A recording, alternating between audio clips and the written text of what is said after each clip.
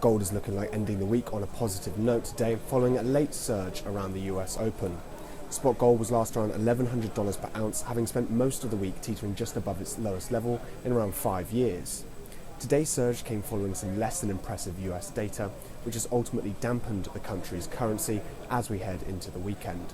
Largely, however, the return to a risk-on environment where riskier assets, including stocks, tend to perform well, has induced an appreciation of the dollar and thus placed downward pressure on gold prices. Earlier in the week, the Fed concluded its two-day meeting by highlighting improvement in the labour market, but noted the lack of inflation. Initially, the market interpreted the release as more dovish than expected, pushing gold slightly higher, as investors saw a December increase as more likely. However, further reassessments of the statement eventually has resulted in some stronger bids on the dollar, as a September hike now appears the most likely. Remember, any move towards higher interest rates raises the opportunity cost of holding gold and pushes investors into more yield-bearing assets, such as bonds. Nonetheless, continual outflows of gold from ETFs are capping any real recovery in the metal's price at the moment. In funds tracked by us, holdings have decreased for 14 consecutive sessions and are now at their lowest since February 2009. Worth noting, however, is the changing mood in the physical markets. In India, the market has swung to a premium, and we're now seeing increased demand ahead of the country's fast approaching festival season, and some increased confidence as a result of better than expected rainfall.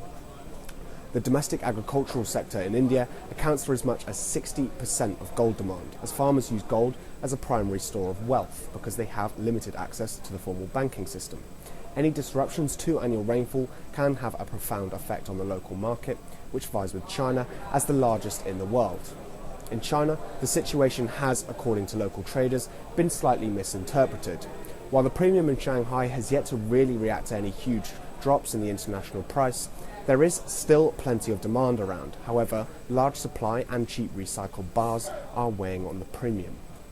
Interestingly, withdrawals from the Shanghai Gold Exchange vaults would appear to back up the claims. For the week ending 24th of July, withdrawals were at 73 tonnes. That's the highest amount of gold removed from the vaults in around 18 months, and July's withdrawal figures look set to dwarf any recent records.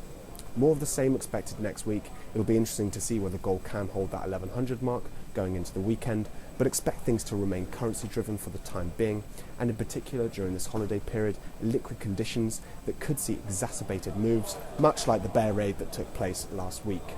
This is Ian Walker reporting for the Bullion Desk down here at the London Metal Exchange.